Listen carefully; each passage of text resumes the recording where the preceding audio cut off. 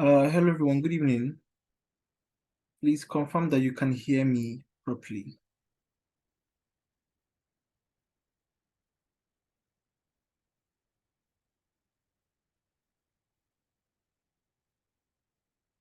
Hello. Can someone just unmute their mic and tell me if they can hear me properly? Yes, we can hear you. Good evening.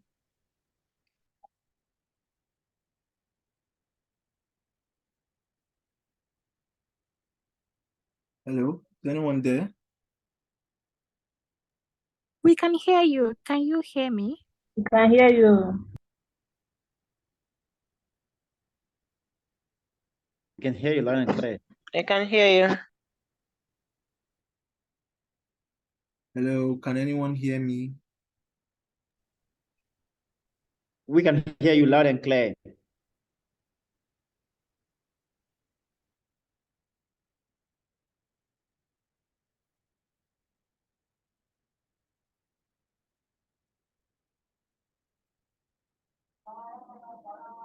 Okay.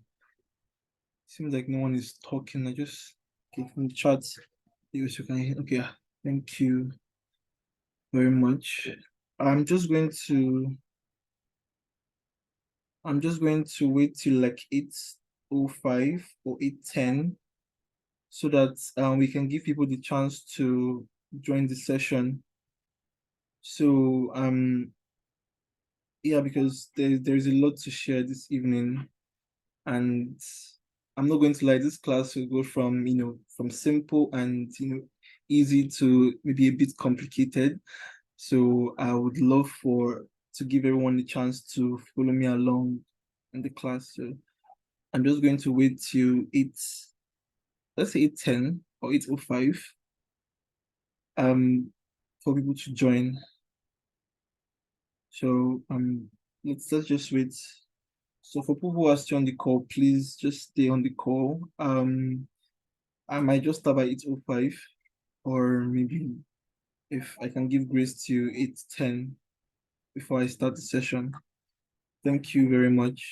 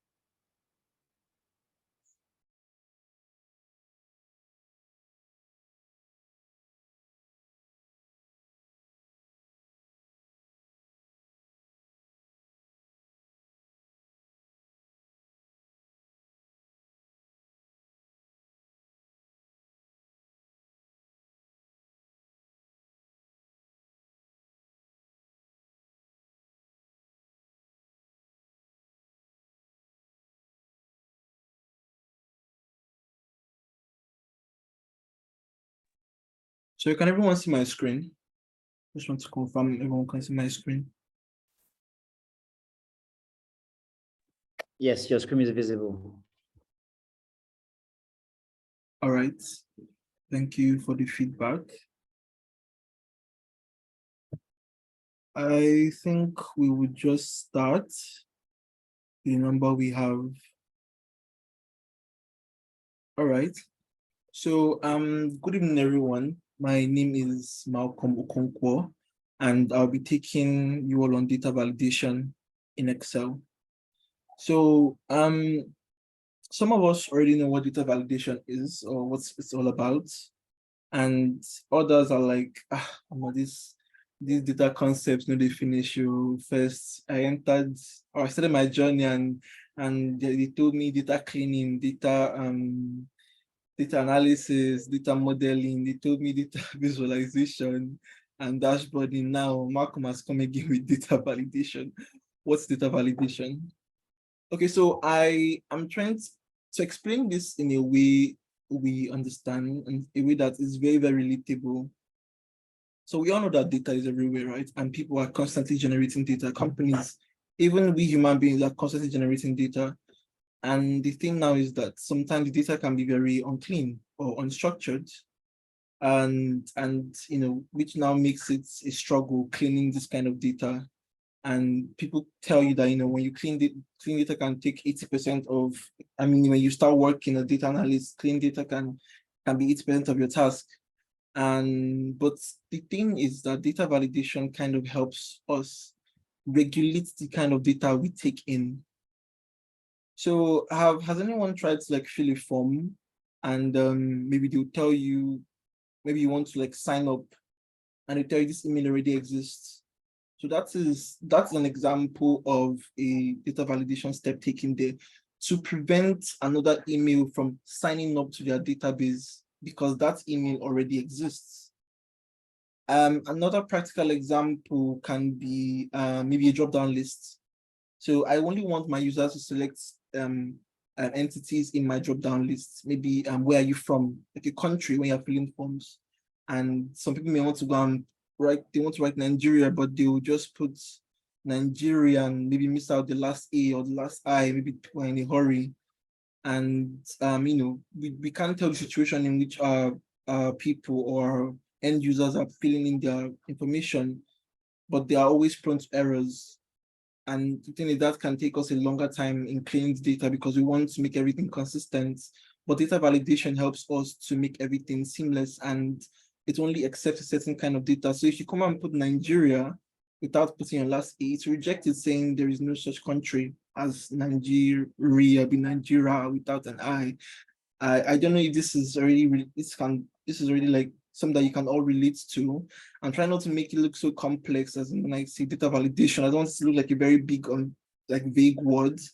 I want you to understand that something that we use every day and something that we can all relate to. So yeah, I'm going to start my presentation. Data validation, making sure your data is accurate and reliable. So yeah, what's data validation? Data validation is a crucial step in the analytics world to ensure smooth workflow. And when I say smooth workflow, I'm referring to your data analysis steps, such as the data gathering, data cleaning, data analysis, data modeling, data visualization, and the last part is data storytelling. So how it ensures smooth workflow in the sense that, okay, I don't have to spend too much time cleaning my data, and I can just, because I know that with my data validation, I already ensured that maybe I want my values within a certain range. I'm not going to have any value that exceeds that range because my data validation ensures that every data entered must be within that range. Maybe I do not want duplicate values. My data validation has already ensured that the values that are entering here are unique and there isn't going to be duplicate. So that kind of eliminates it eliminates my data cleaning, not eliminates entirely, but it reduces the stress in cleaning my data. Maybe I may just come and do like some little touch here and there, but not much effort put into cleaning the data because data validation has already helped me solve some kind of errors. So data validation is the process of checking data that meets requirements by comparing it with a set of rules that has already been set up or defined. Like I said, if your defined rules is that, okay, I do not want duplicate data, the data validation can help you ensure that every data entered into your database or your table is unique. So data validation helps with that. And I hope we're already getting like a theoretical understanding of what data validation is about. So with time, we tend to go hands-on by working on or seeing how data validation works and how we can set or define the rules using data validation. So yeah, why is it important? I mean, I'm here talking about data validation, data validation. I mean, someone can ask me, why is it important? Why do I need to do it? Someone can even be like, data cleaning is there. I will clean my data, even if it takes me 100 years, I will clean the data. But yeah, let me talk about some of the importance of data validation. Analysts can limit the quantity of inaccurate data by validating their data, definitely. Like I mentioned, if you want, maybe you're sending out a link for people to, for a survey, and you only want people within the age of, let me say 15 to 25, maybe your target audience is the teenagers and young adults. I think 29 is also young adults, but an example is 15 to 25. So given that range, I can tell that when someone is filling my form and he puts age is 30, I'll tell him, okay, this age is not allowed to fill the form because you are 30. and maybe he can go ahead and put an inaccurate data, but that is up to him. But my point is, I do not have to clean or start checking if people like put an age of above 25, because my data validation has ensured that the age range that is going to be entered into the data is within 18 to 25. And I don't have to worry about that anymore. So validating the accuracy, clarity, and specificity of data is necessary to avoid any project problems. So the thing is that sometimes we encounter some kind of data or some kind of values that we just carry our hand up on our head. How do I begin to clean this data now? So imagine if you ask for the age of people filling your form, and maybe someone misreads it and think it's the year of birth, and you go and put 2000. You'd be like, you don't want to delete the data because that's actually a valid customer. But age 2000, and you do not want to just assume that it's an age. I mean, sorry, that it's the year of birth. You don't want to go and start doing the subtraction to extract age because you're not certain, and that keeps you in a tight spot.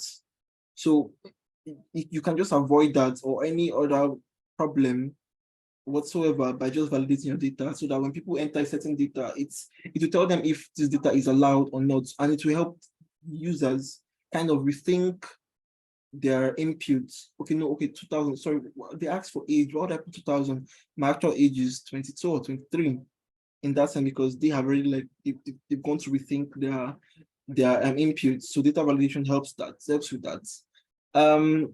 Sorry. Yeah, data validation is used in ETL, extraction, translation, and load process, and data warehousing. So I don't know how many of us are familiar with data engineering terms, but I don't want to go into something too complicated. But basically, sometimes and most of the time, data engineers deal with getting data from several sources and loading them into a database after going through the ETL process. That's extraction, translation, and loading. So the thing is that before the data can be converted or sent into the data warehouse or database, the data will have to be cleaned or have to go through some certain workflows in order to make sure the data that enters the database is what the company can easily work with and it's ready for analytical processes. Because initially data is like it's raw or unclean or unstructured. So that's usually what data engineers do. They ensure data validation. Data validation is not just an Excel thing. I mean, if any of us have worked with SQL before, what we know about our DDL statements, when you are creating a table and you are asked to give like a data type of each table, you're simply just ensuring data validation by saying, okay, I want this column to be numeric, or I want it to be a varchar. So I'm telling that it should be within the range of this to this. So when it exceeds that, your database would not accept such data because it's not fitting into the column specifications. So that's simply data validation, and data validation saves time, and save time basically or majorly in data cleaning. I mean, you can just do data cleaning in a few minutes or few hours, and you're on to data analysis and getting insights from your data. So I spoke about the importance or the relevance of data validation, and I'm not going to disregard the fact that there are also, some disadvantages of using data validation. Not disadvantages per se, but there are some downsides of using data validation. I mean, data validation can get really complicated sometimes, especially when your data is becoming very, very big, like very large, or your data is coming from several sources. It can get really messy and complex. So, and yeah, and sometimes when if you're in companies, or if you're working, or if the task you're trying to perform is fluid such that the needs change, the validation rules change. Maybe today they want it to be the code you're entering should be 7 digits long. Tomorrow they can come and tell you that, no, we want to be 9 digits long, and you have to start with changing the rules again. It can be tasking, especially when you're dealing with a large amount of data. So yeah, it has its downsides too, but it's still one of the best approach I'd recommend for you to ensure clean and reliable data and accurate data with very, very few inconsistencies. So So yeah, types of data validation. Validating data comes in many forms. So let me just check the comment to see if everyone is okay.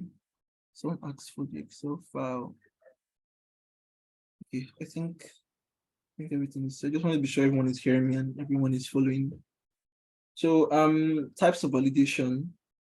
So it says here validating data comes in many forms. Most validating data processes perform one or more of these checks before storing the data in the database or table. So data validation can come in form of data type check, to ensure that the data type is consistent. I mean, if I want my column to have only numbers, some people could go ahead and put text. And it's not really their fault. There are a lot of human errors out there. And if I'm asking for numbers, or maybe I'm asking for quantity of the goods you are buying from me, and I'm expecting you to put numbers, and I come and see RT, I'm like, should I retweet? Because I wanted a number. What's the quantity of goods you're buying from me? Why are you putting RT, or why are you putting the text? So this can put people in tight spots, especially data analysts when they're trying to make sense of the data. So another one can be code check. Code in terms of, okay, maybe I want my workers be a certain ID, and I want them to always, their code should start from maybe PW, then phone numbers, PW1046. Those are their employee numbers or the employee IDs, PW1054, PW1024. Imagine someone comes up and writes PW1000 and for maybe 100,000 and something, and it's like, these are long. It's not following the exact code in which I have given my employees the ID. So data validation is going to tell you that, you know what, this is an invalid ID. And data validation could even go as far as telling me that this ID does not exist in the overall database that contains my employee details. So data validation checks that. Range check. So imagine if I want, like I said, age. So I consider I want my people who fill my survey to be within the age of 18 to 25. It's data validation won't accept ages beyond 25 or below 18. So range check, format check as well, uniqueness check. So these are all the kinds of check, and even more. I mean, these are just the common types that I can list at the moment, but we're going to treat a whole lot of different kinds of validation when we get the Excel file or when we get hands-on. So yeah, now let's get our hands dirty. So I hope everyone is following. Do we have any questions so far? Any questions so far?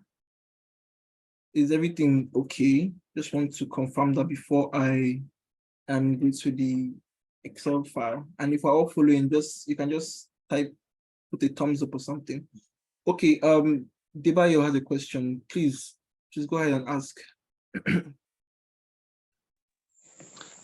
evening, sir. And ask your question, Debayo. Good evening, sir. Hello, sir. Hello.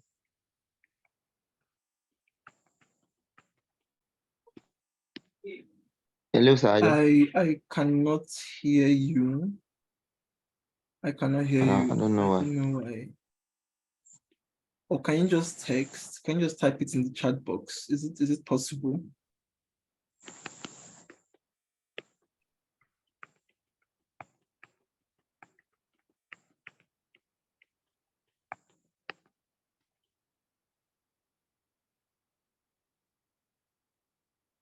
VLOOKUP and XLOOKUP are the part of data validation. So I don't know if I would say it's parts, but it can serve as a form of data validation. I mean, when you're looking up a value from a different Excel sheet, maybe I want to look up maybe I want to look up the ID of a customer. If your VLOOKUP returns an error, or it's maybe if you use an if error function tell you that if VLOOKUP returns an NA, then it's not available. It can serve as a means of validating that, okay, this ID is not available in our database. But the thing now is that I won't see data validation because you are looking for something, VLOOKUP looks for a function of its own. What's that? Sorry, VLOOKUP is looking for something, but it can only tell you something exists or not.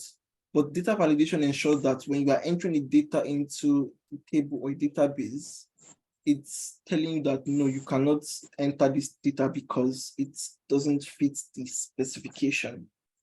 So you can see the difference between VLOOKUP and data validation. Data validation is more like a data police saying, okay, no, you do not pass, we do not accept this here. VLOOKUP just finds related data based on a certain search pattern or something like that. So I don't know if that answers your question. And Kenneth, Uchenna, thank you for answering it. So let me just go straight to the Excel file. Let's not waste so much time. Everybody's ready, come to 26. So this is the Excel file. I hope everyone has it. So yeah, data validation. So we can find our data validation under the data tab. And we can see this here, data validation, or you can click on the drop down and click the validation. So I don't know the version that everyone else is using, but I think in lower versions, you can see data validation clearly written the data validation. So I hope everyone can, sorry. Oh yes, removing duplicates, trim, changing text. Oh yeah, look at data cleaning. Yeah, the part of data cleaning steps, depending on how dirty your data is. So yes, data validation. So when I click on this, it shows me. So so basically, when all the cells in your Excel file are allowed to, you can input any value by default, any value. So if I cancel, I come here and I click on data validation, any value. So there are no restrictions like by default, but data validation allows you some validation criteria. I mean, there are whole numbers. Maybe if your criteria is regarding whole numbers, decimals, or a list. Maybe you want your client's options within a certain list, or you want to give it a date criteria, or a time criteria, or a text length criteria, or a custom criteria. And in custom criteria, you have to use a formula. So the formula is just saying that, okay, I have to input a logical condition, which it only accepts, how will I extend this now to make it simple? So a logical statement that returns true or false. So when it returns true, data validation is going to accept that condition. When it returns false, data validation is going to tell you, okay, this doesn't fit our criteria. So I'm going to show you how this works. So just let me not be speaking too much English. So there's also the input message. Sorry, there's also let me just change this to any value. There's also the input message. So my input message can be as simple as saying input a number between 0 to 200. So this is me telling the client that, okay, input a number between 0 to 200, so that they know that this is the criteria for this cell. So if they do not do that correctly, now I need to tell them, I need to customize my error alert. So my error alert can be in several styles, but you can use anyone, maybe stop or warning or information, but stop gives them the sense that, okay, they did something wrong. So I like to go for stop. So your title can just be error alerts, and you can just leave it. And your error message can be input values between 0 to 200. So since we already used the example of input value between 0 to 200, let me just show you an example here using a whole number and I want it between. So I come here and say between, and I tell you my minimum is 0, my maximum is 200. So that is my validation.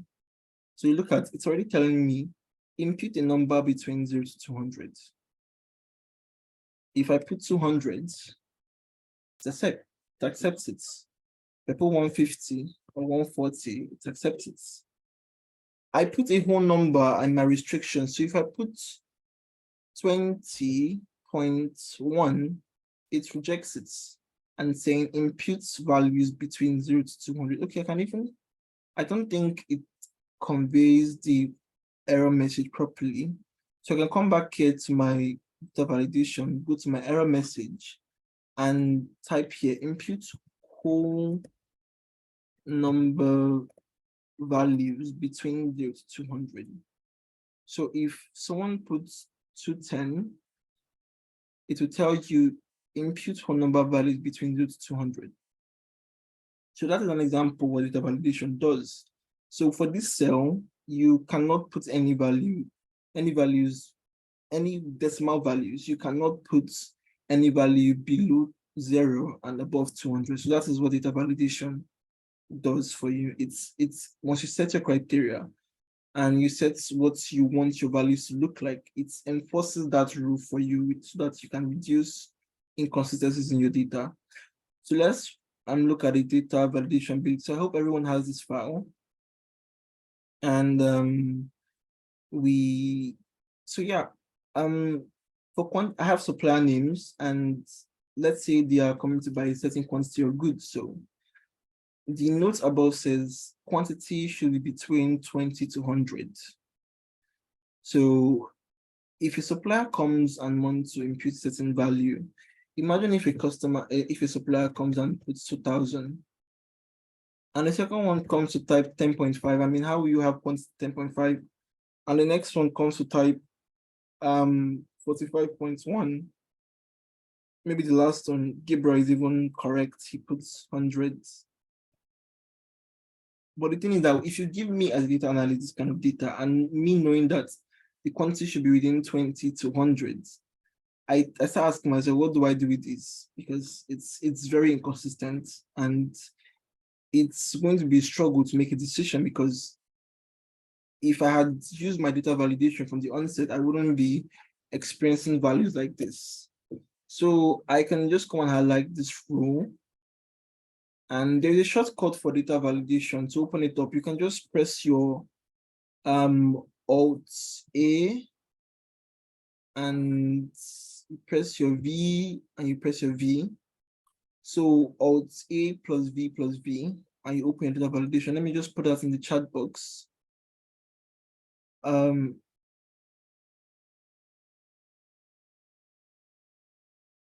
Didn't you guys get the file?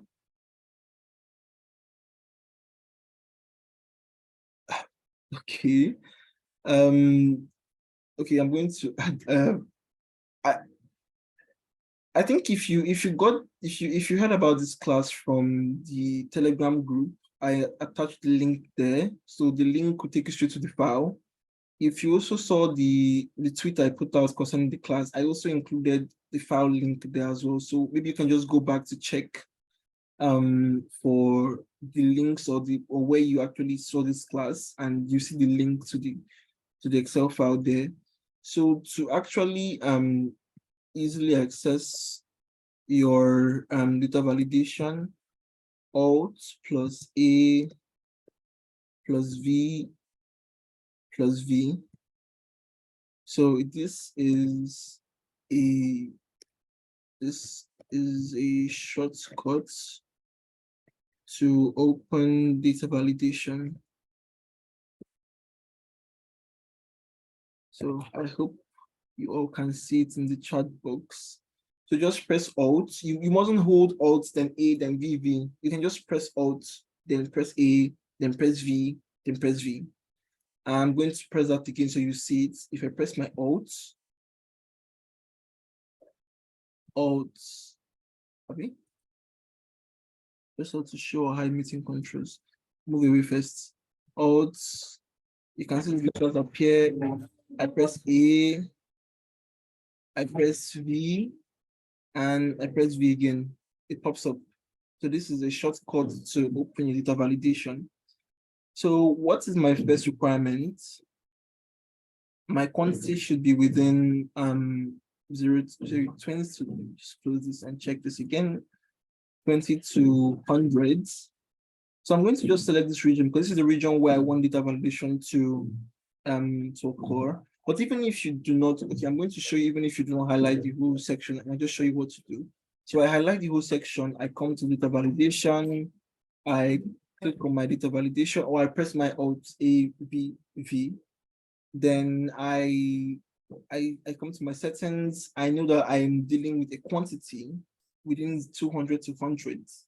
And I want it to be whole number because I cannot get decimal for my quantity. I mean, it's quantity. You can only buy 2 biscuits or 5 biscuits or 10 biscuits, but you can't buy 10.5 biscuits. No man is going to sell 10.5 biscuits to you. So I come here to my whole number, and I know that my value is between 200 to 100. So this is fine between. I have other options like not between. I have equal to, I'm not equal to. I can also be greater than, less than, equal to, but what I need now is my between. So between 200, sorry, 20, and the maximum value being 100.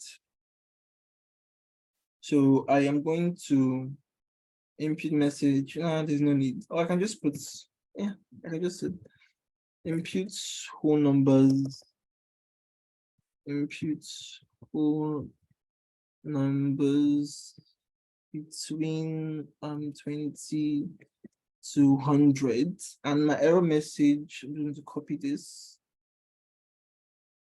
and put in my error message and press OK. So now it's already telling me, if I come to click here to input it, I tell me input whole numbers between 20 to 100. If I input 10, it's going to tell me input whole number between 20 to 100, we try. If I input 20, it satisfies the condition. If I put 25, accept the condition. If I put 102, nope, doesn't allow numbers 100. So I am going to retry this and actually put in a value that's accept the condition, which is 25. So so if I come to my data validation, and maybe I want to change my requirements, maybe my client said, okay, you know what, I don't want 20, I want 22, or maybe let me not say 20, I want 30 to 100. I mean, it's not doing anything, it's 25. It should have, put in an error. Just see that again. Okay, it's true. So yeah, I come to my data validation. Okay, just let me just do that again. 25 is there, right? I come to my whole number, I put between 30 to 100. So you can see that there is no error message. It has accepted 25. So how do I know that it's not like fitting my new requirement, because the previous one was 200, but now it's 25, and it's like, okay, if its data is big, I would definitely not notice, right? So one thing you can do is you can see this circle invalid data. Circle invalid data. So once I click on this, it's going to circle my 25. That this is an invalid data. So it's always good to, once you are setting your data validation criteria, in terms of if you're in a company where there is fluidity in terms of changing the criteria, you can always just enable this to circle invalid data so that it will just create a circle, right? When the data is invalid. So if I come back here and put 27, it will tell me error because the criteria has changed. But if I bring it back to 30, my circle disappears because now this data is valid. So I don't know if anyone is following, and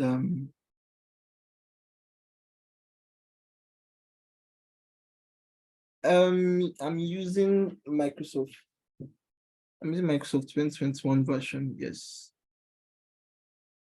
Okay, I'm going to look at questions later. I'm sorry, because the class will end by 9. So let's just continue. I'll come back to questions later. So the second criteria for price is saying the price should be greater than 200. 200. I'm not going to talk about currency, just 200. It can be 200 naira, $200, but 200. It now depends on the kind of work you are doing. So you can now add some more context concerning which currency. So 200, and price can be decimal. So I highlight. So if I'm going to show you, you should not highlight everything. I'm going to do that now. If I come here and put my decimal value, and I want it greater than 200. So 150, nope. 200.4 accepts, because when I say decimal values.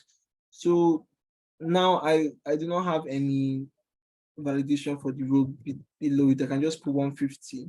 So the best way to go about this, you can just use your Ctrl+C to copy.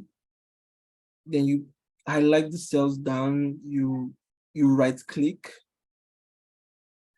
So I hope people are following. I come here, I copy this, I select the rows down because I want my data validation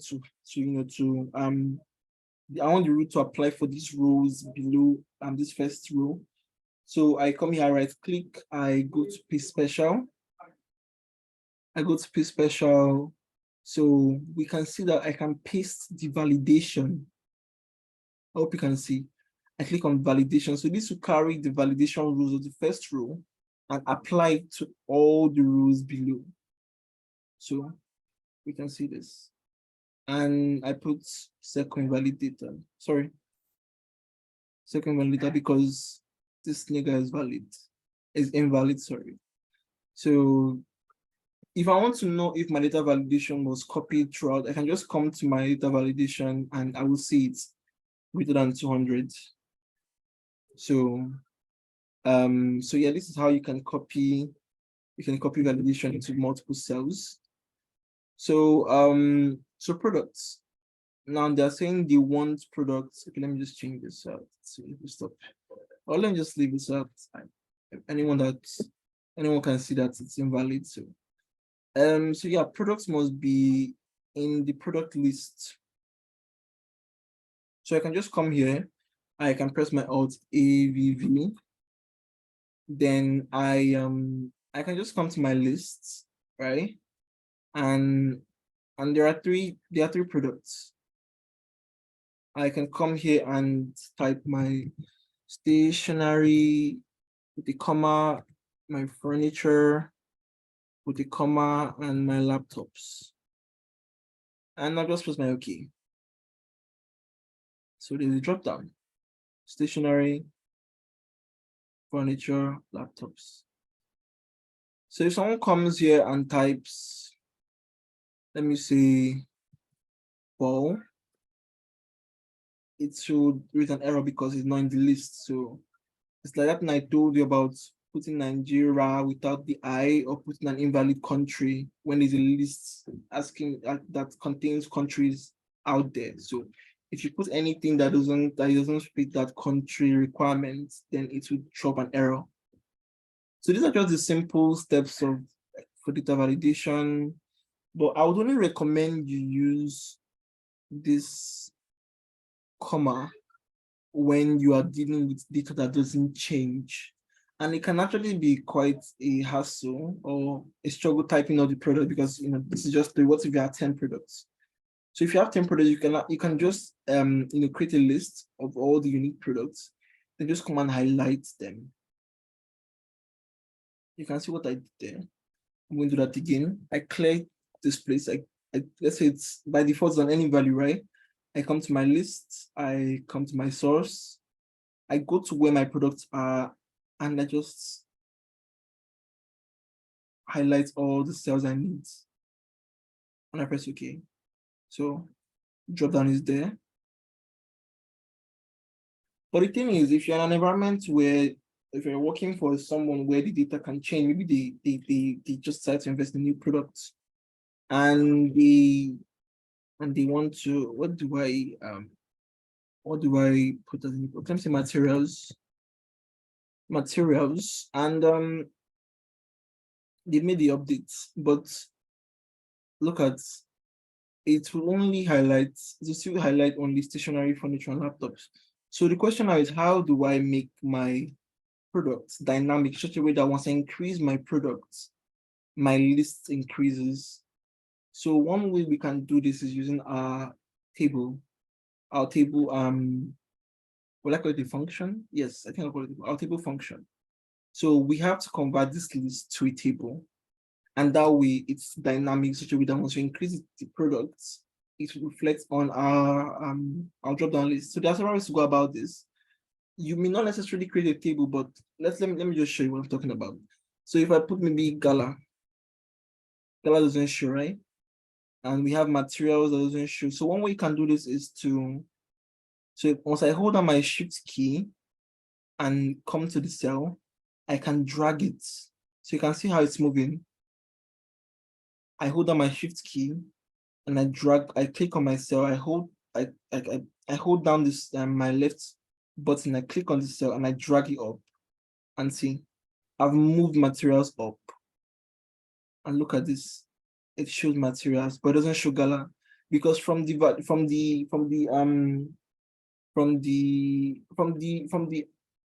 cell array that I gave my data validation, it's going to cover from here to here. So once I move a cell in between them, it will reflect. So if I move Gala, hold on my shift again, and move these up,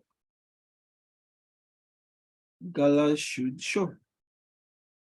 So, but the thing is, you may not necessarily always remember. You can be like in a fast-moving environment, we just come and put your housing, and you just want to be on the go and make sure it updates. So how do you go about this? It's best you convert this to a table. So I can convert this by, I don't need to highlight the whole cell. I can just place just click on the cell in the range, and I can just put Ctrl+T. And the thing is, it's by default, it's going to try to detect how, like, the range of your data, but I do not want it to do that for me. I want to highlight it myself. So I click on the range of my data, and I tell it my table has headers, so products is a header, and I click on OK.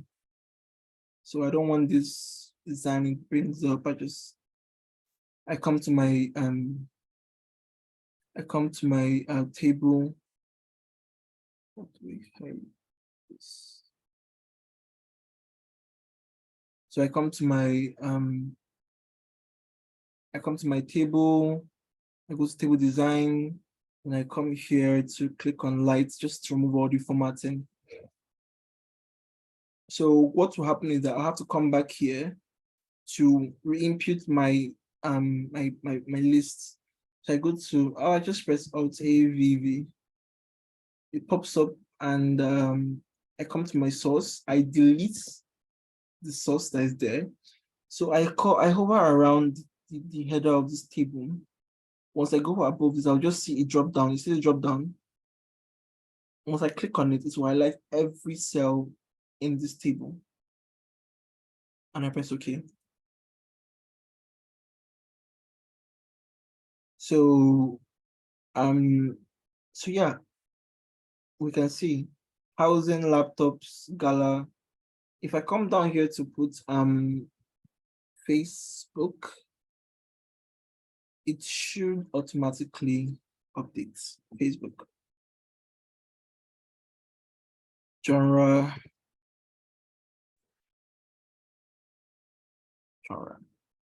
So this is how you deal when you are like, this is how you handle it when your product is dynamic. We are dealing with dynamic data that can increase. So it's best you do it this way, and it will automatically update your lists. So delivery dates, it says delivery dates should be within allowed it. I think I'll just allow you. I don't know if I should allow you all to do this, but these are the allowed. I'll just do this. Don't worry. I'll just do this.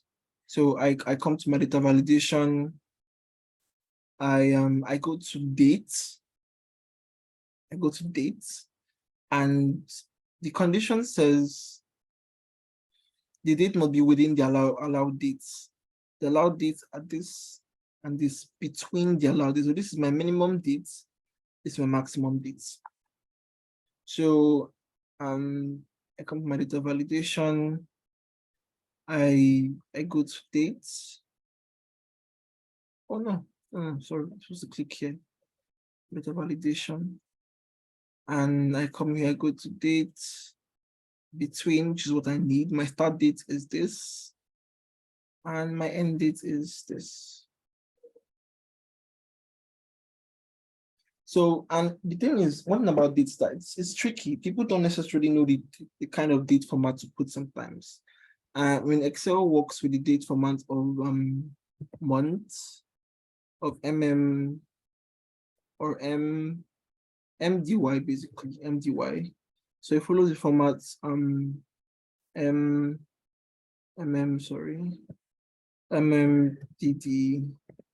YYY. So this is format it follows.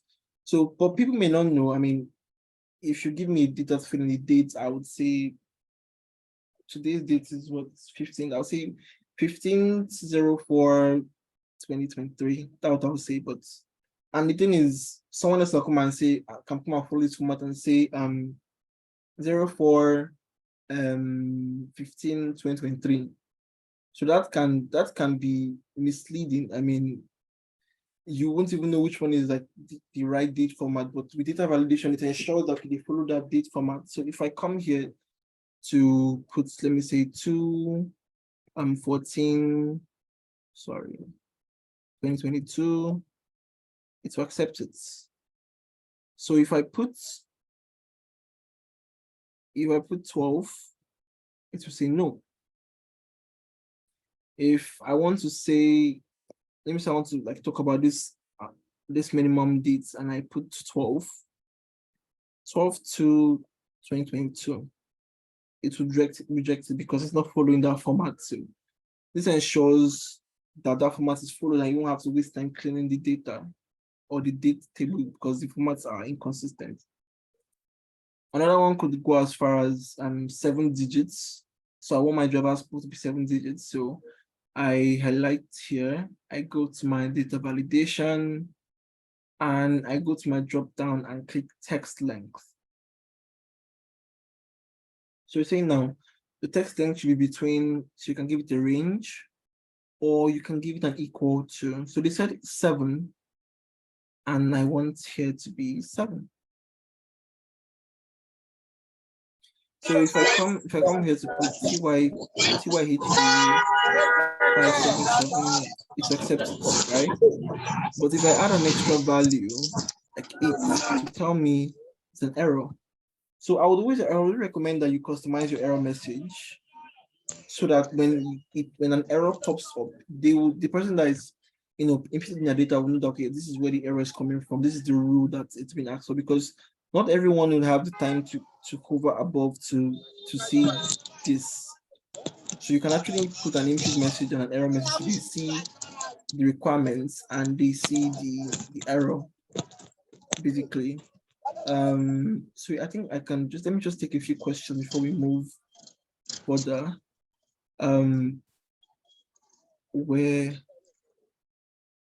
How far should I go back? You can't see my screen. Hey, please, I hope everyone can see my screen. Okay, the one you're using is for latest version. Yeah, I am using the latest version. So is there a way of getting the Excel by downloading? Yes. Once you open the link, there should be you can actually go to the file, but when you open the link, it's going to take you to a Google spreadsheet. So you can go to file and you see save as, help you download the file. So you can use that to download the file to your system.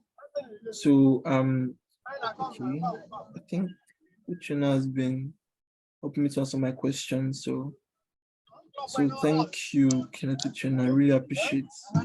So someone said he made the column a table by clicking Ctrl T. Yes, I doubt I did. Yes, that what I did. Standard table. Yes, thank you, Debayo.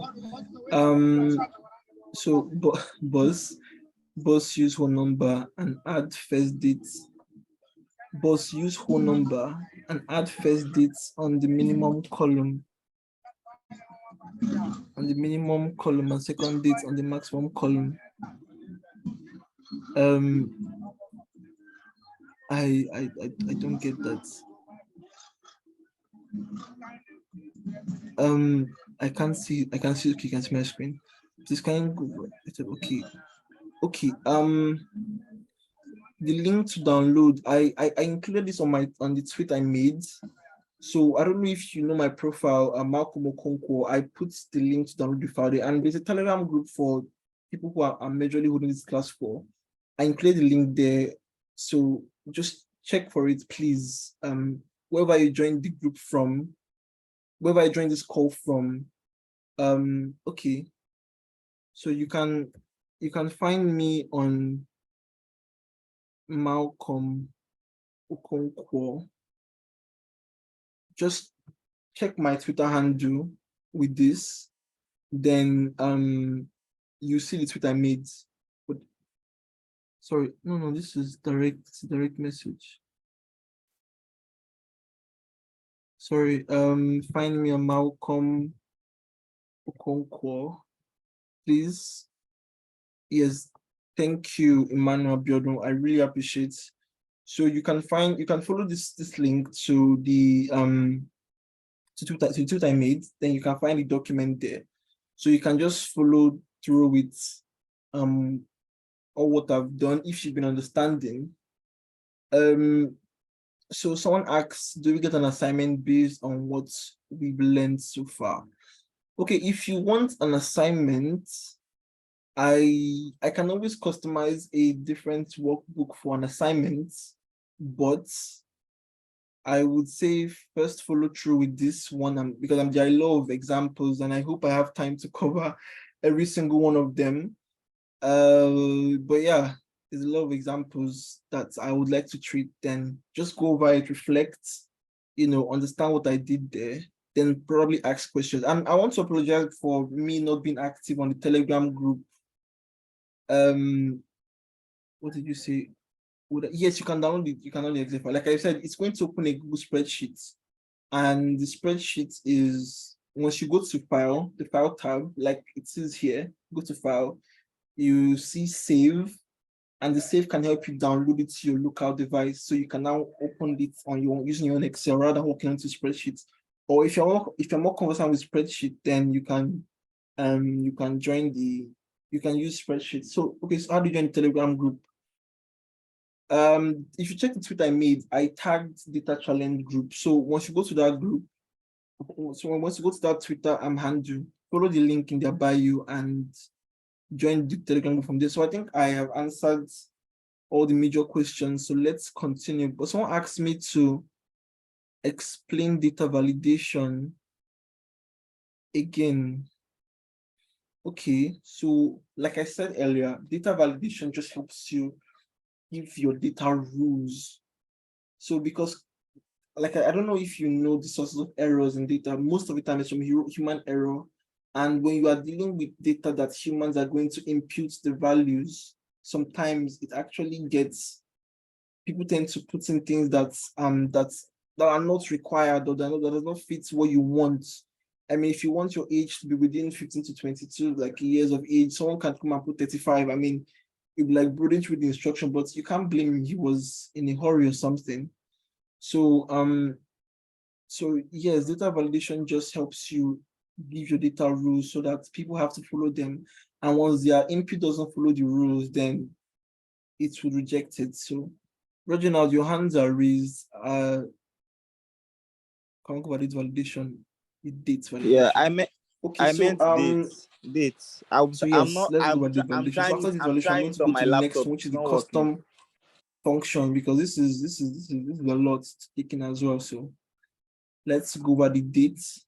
So I was saying that, so I'm going to come here and just clear the, I'm just going to clear the validation, or I can just click on clear all. So basically I want, my rule says I want my delivery date to be within the allowed dates. What are the allowed dates? The allowed dates are this and this. So 12th of February 2022 and 22nd of February 2022.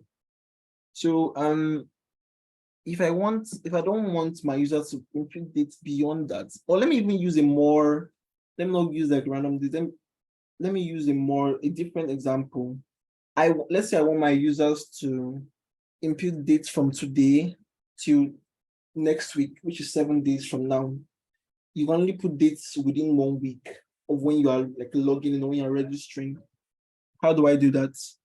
I come here, or I highlight my wholesale. I come to the validation using my Alt AVV. I come here to dates.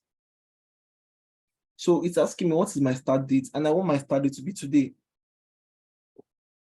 I can just come here and put today. So this is a function. Let me just cancel. This is a function that gives you today's dates. So what does it tell me? 15th of April. And the thing is that this is because it shows that it's because this is a date format, but Excel actually stores this. If you put general, it stores as a value, as a number. When you convert this to dates, it shows you dates equivalent. So I can literally come and just put equal to today plus 7. So it's going to add 7 days without even me saying add 7 days. It's just going to add, for example, plus 7, it's going to add 7 days. So we can see 22nd. So these are the functions I'm going to use to ensure that when the user is inputting a date, it's going to be within today to next week. I'm giving another example. So how do I make this work? I highlight the whole cell where I want the data validation rule to take place. I come to my data, I come to data validation, I come here to dates. So between, I put my today function, today, it mustn't be capital, just today. And my end date is today plus 7. Okay. So this is wrong because this is 2022 and my today is April 15, 2023. So that is why I spoke about when you change your rules, it's also good to use this step invalidator. So we can see. So the only way this can be changed when I put the right day. So 14th, now 14th is going to be yesterday. I'm going to change this to 18th, and I'm going to change this to 4. It accepts it, and the circle disappears. So I hope this is understood.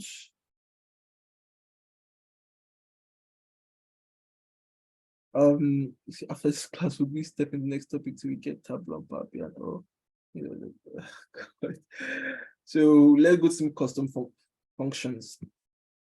So I spoke about how we have all these fields and we have custom. So custom works in a very special way. Custom doesn't exactly take in the things like other categories take in. Custom takes in a logical expression that either returns true or false. And the thing is that it will only accept data that equates the logical function to true. So once it equates that function to false, it's going to reject it. So let me not speak too much English. Let me just show you how it's done. So for general ID now, it's saying the length should be equal to 7. I mean, I could use text length, but I do not want to use text. I want to show you how else you can do it. So let's say I impute my ID TH456 R24 or 26, sorry. 24 big. So I come here to say equals to length, because the length function is used to find the length of my data, right? And now I sit down to find the length of this 7, right? If I come here to remove 1, tell me 6. But I want my data to only give me length 7. If it's giving me length 7, it should tell me it should actually tell me that it's actually right or wrong. So I'm going to make this illogical expression saying that check if the length of my data is equal to 7. That is the logic behind this. Check if the length of my data is equal to 7. So that is what this just says here. Length of D5 equals to 7. It's helping to ask, is the length of my data equal to 7? It will give you either a true or a false. True. If I change this, false, because now it's 6. I don't know if you get, this is 6 now. And the thing is, the best way to even know, you can actually just come here to highlight your length and press F9. F9 shows you 6. That this is what the length of your cell is telling us, is giving us 6. And is 6 equals to 7? No. False. If I change this to, if I bring another like element, tell me. Sorry. Very sorry. There was a mix-up here. It's not changed to 6. Now it's back to length. So the F9 key I used changed it to 6. So I shouldn't have pressed enter. I should have pressed escape. So so yeah, that is what that does. And now it's telling me that it's false because it's 6. So if I change this to Y, it will give me true 7. So I'm going to copy this. I'm going to copy this, right? And this is what I'm going to paste in my data validation. I come here, I go to custom. The formula I'm going to put is that formula. So like I said, it takes in the logical condition that imputes either true or false, and it's only accept validation for when it's equal to true, right? So once I press OK, it accepts it. So if I make this 2, what happened to my validation? Okay, so let me just do that again. Maybe I didn't do that right. Sorry. I come here, go to custom, paste my formula, and I press OK. So if I put this and I press enter, it's saying no, it doesn't fit the requirements. If I come here and I put my Y, it accepts it because it's now 7. So this one is saying age must be above 22. So how do I write my logical condition for age above 22? I can just say equal to, okay, let me just put a value here, 21. I can say, okay, equals to this value. So is it greater than 22? You can see how my logical expression is more of me, it's like me asking a question. And it tell me false, because it's 21. If I put 24, it will say true. If I put 20, it will say false. So it is this expression I'm going to copy and bring to my data validation and paste. So like I said, if you're changing your condition, just bring this circle invalid data, but since we already covered that, Once I put 23, it will accept it. Once I put 21, it will reject it. So we can see how logical conditions work. So I think we're already like spent so much time. So I'm just going to cover all this. I mean, I won't enter multiple validation, but I might even touch it so that we can see what it's all about. I'm going to be very, very fast. So this one says even number. What does this one say? Must be unique, must contain at. So this one now says must be an even number. So I don't know if any of you are aware of the modulo function. The modulo function. So let me just put 21. Sorry, I'm going to put 21 here. So if I put equal to 21 divided by 2, it's going to give me a decimal. I want to know that how do we even know even numbers? We know even numbers when they have a remainder of 1. When they have a remainder of 1. So when they have a remainder of 0, they are even numbers. So there is this function called mod.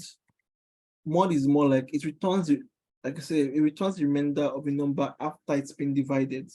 So what are my inputs from mod? Mod is asking me what is my number?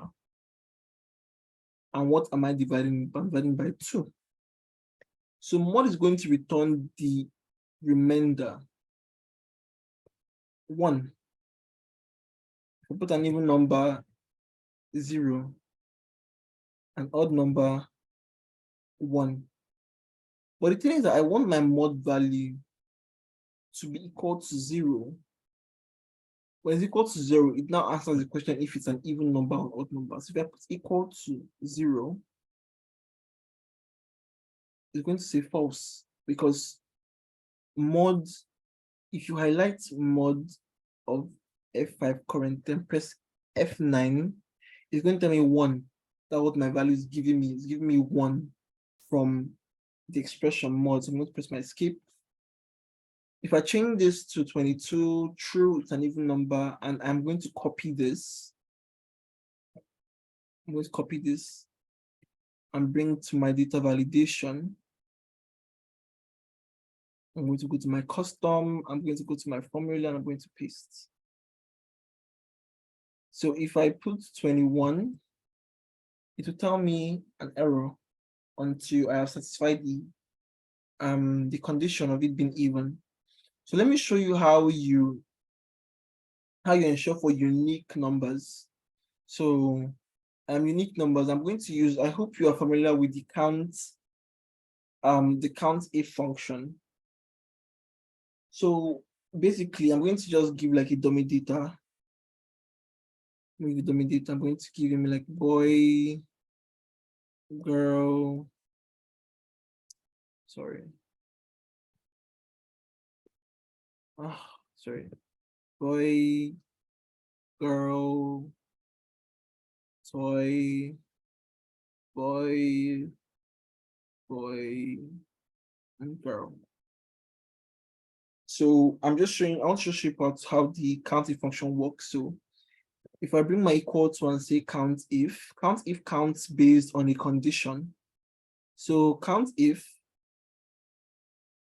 so I'm saying, okay, count if from this range, right? So I highlight my range, I put a comma, and I tell it we count this range, and my criteria is count it when it's boy 2. Happy? How is it 2? Yay. That's weird. Let me check for girl. Check girl 2. But basically, your count if function is supposed to count based on a certain criteria. So if I tell you, okay, count this range when it's boy, so you're going to count boy for me. If I tell you to count the range when it's girl, you're going to count the number of girls. So basically, how does this help us remove duplicates or ensure that there are no duplicates? So if I put like an ID now and I say how do I put this? ID can I use? YT 908. So, and I put here again YT 912, and I put here YT 908. So if I want to count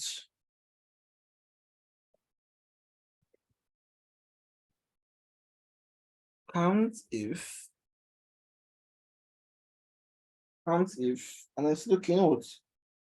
Count this range when it is YT801 and tell me 2. Anything above 1 means that it's a duplicate. I don't know if that makes sense. If it's above 1, it means that it's a duplicate. Once I say, okay, once I put the function again to count it when it's YT912, it gives me 1. It means that it's unique. So, so now, how does this translate to a logical function? So how I'm going to make this logical is that, okay, for this guy, let me use this first one as an example. I know that my data is going to contain from here to here. This is the range of my data. So I'm saying, you know what? Equals to count if.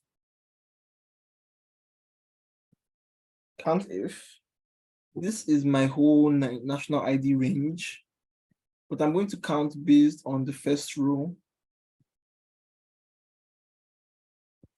2. But I want my count if to tell us if it's equal to 1. Equal to 1 means that it's unique. When it's not equal to 1, it means there is duplicate. When I mean above 1, it means there is duplicate. So this means false, right? And because it's like, it's the referencing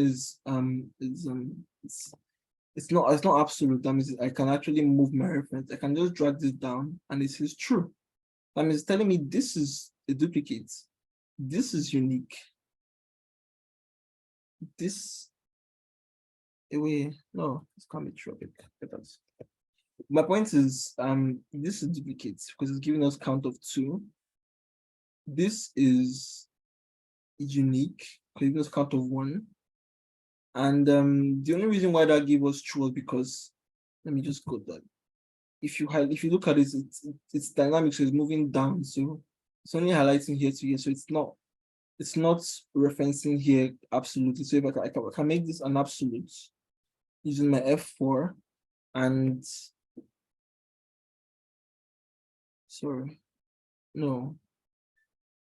I have to highlight this above, then make it absolute. So now false. So I'm going to copy this condition. And I'm going to paste this in my conditional formatting. So my data validation. So I'm going to clear here. So I'm going to click on this data validation. I'm going to go to my custom. My formula is this, right? I'm going to press OK. So if I put so I'm going to copy this and I'm going to go down, right click. I'm going to paste special. I'm going to paste my validation. The validation applies for everything here. So if I come here and I press my YT908, YT908. Am I supposed to?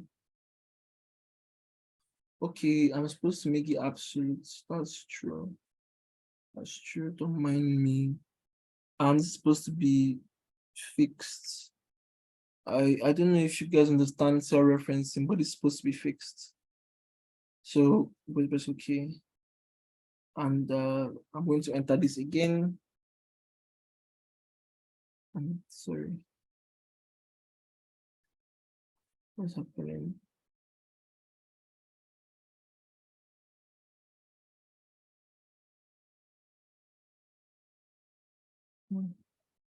Sorry, let me just clear this. I'm going to press YT908. YT908. So yeah, now this it works. It works. So I don't know if what I said was understood. So once I put YT912, it accepts that. But when I put YT908 again, it would reject it because the count of 908 is now going to be 2. If I put YT912, it's supposed to reject it again because it's now 2 to duplicate. So I think I'm going to stop here. It's already getting late, and I'm very sorry for taking everyone's time.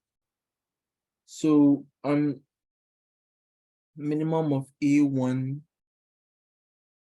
to be 22. Okay, that does not work because minimum function is not minimum, is min, and minimum function more like an aggregate. It takes in several values and returns the minimum. You get. So I want just that value to not go above 22. So I'm just going to highlight that cell. I can just highlight that cell exactly and say equal to cell equals 22. And it's going to tell me either true or false. So once I copy that formula and paste my data validation, so it's only going to accept when those values are equals 22. It's not going to this thing, it's not going to accept values that are above 20. But if I want values from 21 above, I'm going to equal to that cell greater than 22, greater than or equal to 22.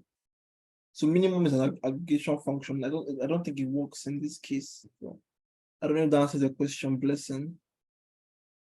So so any other question? Any other question? Can we have more than one, like if you want nationality to have 8 values and be unique? Yes, you can have multiple validations. So I was supposed to cover that. If you check the file, there's a last section in multiple validation, but I don't know if there's time to go over it. And I think if I start it, there are going to be more questions than answers. So I don't know, but I'm going to drop links to resources so that you can watch how multiple validation works. So so yes, I'm going to send links as well. So don't worry, you can watch it and that will answer your question. But yes, it's possible. It's very, very possible. More than one condition. So yes, it's possible. Any other question? Any other question? There was a shortcut you used and press F9. This was that. Okay, so basically F9 just helps you kind of tell you what your function is saying. So, and this works when I'm using multiple functions.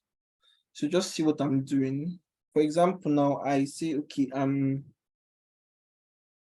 how do I start this now? Which example can I use? Let's just say I use, I'm thinking, what can I use? What can I, let me see, something that has several values. Okay, let me just say an equal to sum. So some of, let me just say some of the cell.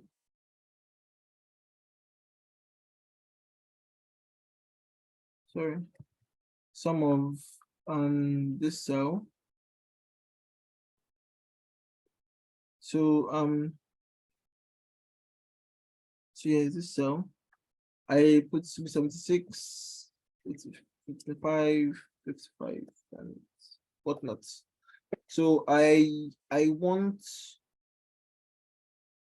let's say I want to check if okay, some of this, okay, multiplied by 4. So that is me. This is me now carrying out several activities. So if I'm like, okay, I want to actually know what this sum value is showing me exactly, because I won't see it because I already multiplied by 4.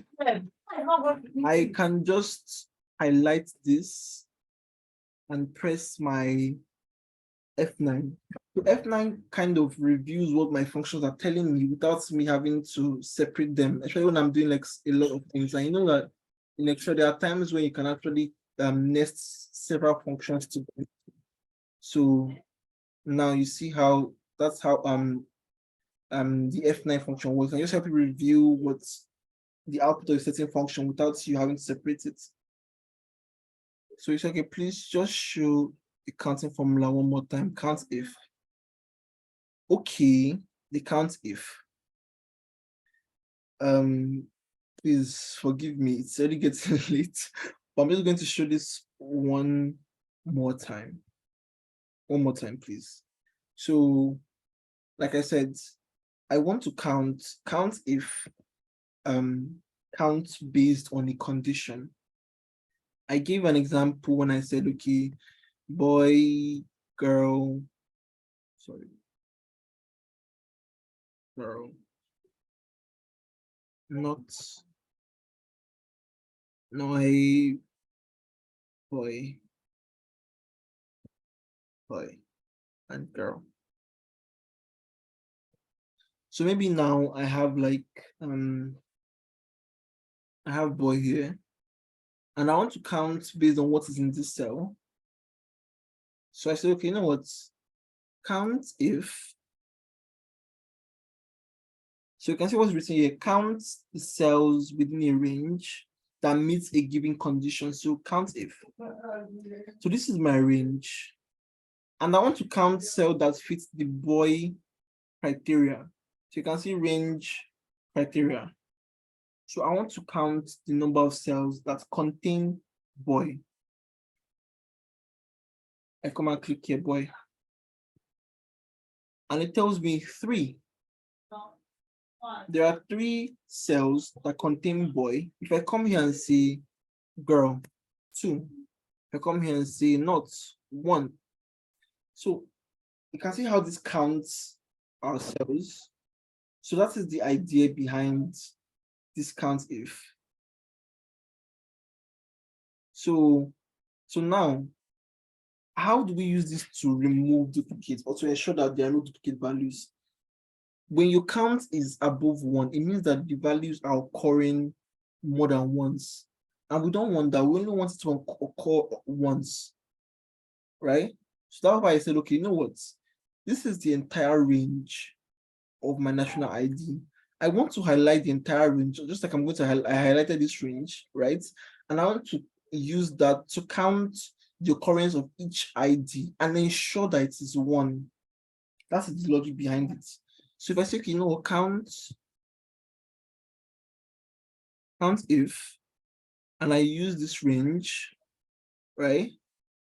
And I say, okay, you know what? Count this 1, right? If I put here YT912, okay, no, it's going to reach because I've already said the validation, but I don't know if you get what I'm saying. So I had to equate the count to be equal to 1, so that whenever it's counting for every row, it's going to ensure that the count, each row it comes, that the validation or the function comes to ensure that the count of that row is 1. It's ensuring that each count is 1. Anyone that you impute that goes above 1 is going to reject it. If I come and put here YT908, if I impute this, that means the count of YT908 is going to be 2. My data validation is told that the count of every row must be 1. So when I put enter to impute it, to tell me no, that it does not allow that because it already exists. So I don't know if that answers the question. And does anyone have more questions so that we can just call it a day? And please feel free to practice and even try this email one and this cost code. The cost code is saying there must be no spaces, so just try it. It could even be an assignment, you know. And if you do not figure it out, no problem. You could always just send a message on the group chat to ask for the solution if you've tried or done research and you can't find it. So remind me to send resources for multiple validation criteria. So this is very tricky. So I need to send resources or else we're going to stay all night while I explain it. So can we call the meeting to a close? Do we have any more questions? Is everyone satisfied? And I would just give us like 2 more minutes to ask questions. So if not, then we can just press to the end of this session. So any questions, any contributions, anything you don't understand? I'm all ears.